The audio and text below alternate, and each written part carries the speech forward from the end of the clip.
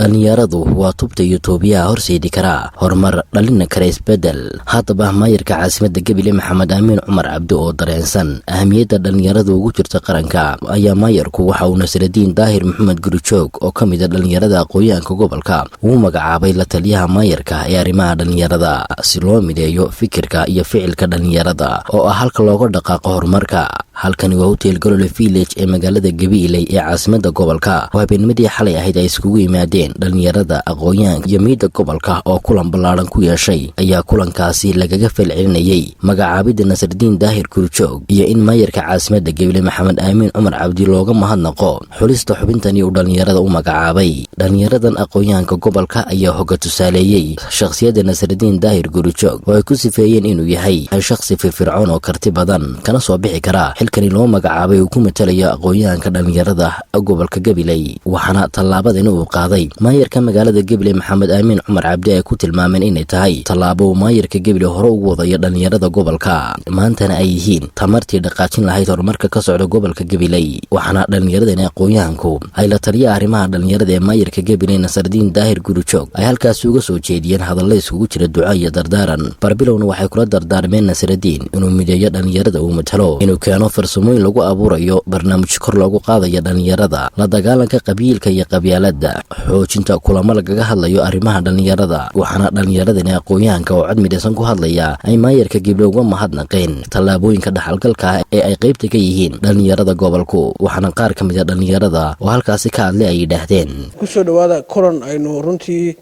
dareenkeena iyo falcelinteenaba kula wadaagayno la taliyaha uu dhawaan magacaabay duqa degmada Gabiley Maayir Amiin Cumar. kulankeenu haddii aan bal idin sii iftiimiyo waxa weeye inaynu dareenkeena la wadaagno Nasrudiin oo reer Gabiley ah. albaabka caawa dhalinyarada Gabiley runtii ka geli doono maadaama nala fadhiyaan dad in badan arrimaha dhalinyarada ka soo shaqeynay, mas'uuliyiintii dhalinyarada hadda waqti xaadirkan joogta gacanta ku haysa arrimahooda. waxaasoo dhan marka ujeedada guud ee kulankeenu waa labada qodob. gudoomiyaha degmada Maayir Amiin oo uu ahaa fure fadhigeena inaynu maanta halkan isugu nimaad xubin runtii aad muhiim u ah mas'uuliyad u magacaabay oo Nasrudiin runtii aqoon badan baan Nasrudiin u leeyahay. waa shakhsi runtii kartidiisa iyo socodkiisa markaad aragto aad soranayso waxa weeye waa la asiibay in loo magacaabo positionka noocaas oo kala. waan u ducaynaynaa u Nasriyo maadaama ay hawl cusub tahay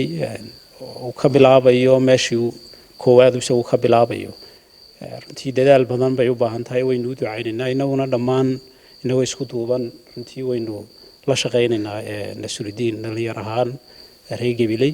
oo ciddu matalaya uu joogaana waa inaga. halka midhaha aad ka abuurto iyo waxa aad ka samayso unba mustaqbalkana ku noqon doona maxay hayday toosh aad wax ku iftiimiso. marka in tooshka waxa la yiraahdaa leadershipku waxay ku iftiin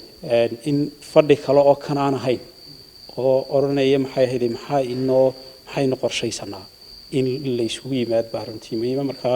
waanu mahadnaqayaa isagana hawshaana waxaan leeyahay insha Allah Ilaahay ha kula garab galo. maayarkana waan uga mahad celinaynaa. waa layna tabay maadaama position laynoo magacaabay waa layna tabay sidaa laynoo tabay inaynu uga muuqana ayay noqonaysaa Gabiley markeen inaynu role samayno ka duwan gobolada kale.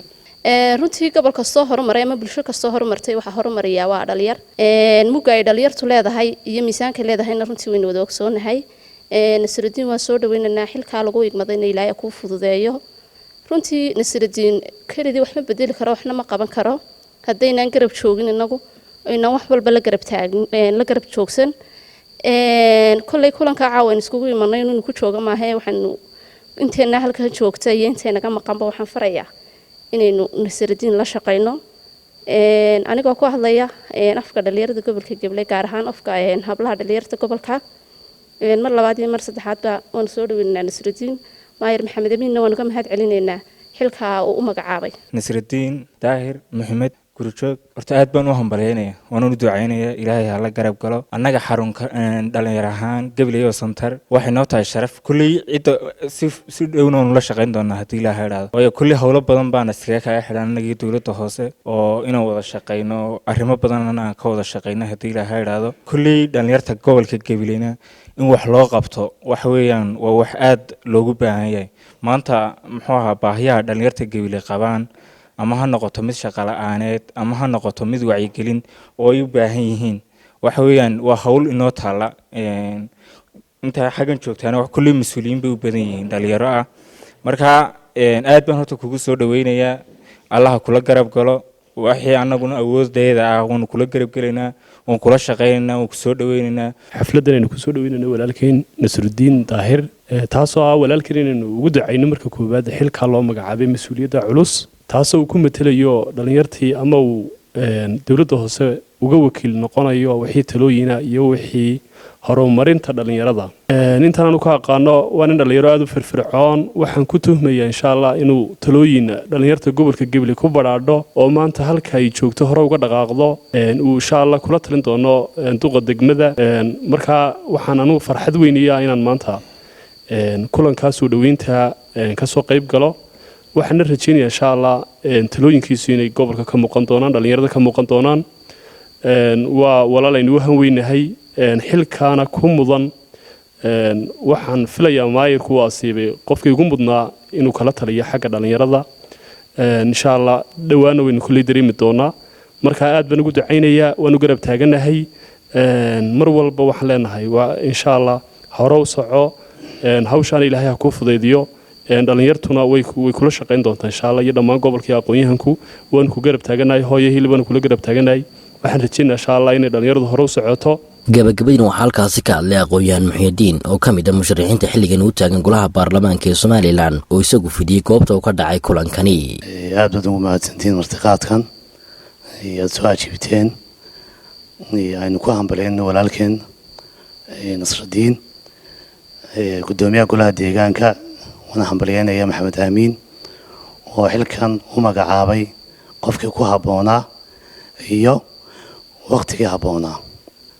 waxaan leeyahay hambaliyo dad baa qabaal isticmaalo xidhan maani beel heblaaya dulman inkastoo meel kastaan ka sheego aan idhaa beel kaliya dulman baa idhaa Somaliland waa beelaha dhalinyarta idhaa dhalinta insha Allah Nasruddin oo ducaynayaa waa xil culus oo gobolkuna u baahnaa shaqo culusna looga fadhiyaa oo shaqo aad u balaadhan insha Allah isagana in la shaqeyn baa muhiim ah hadii la shaqeyn weyno waxba qaban maayo way la xaaji telefishinka qaranka Gabiley.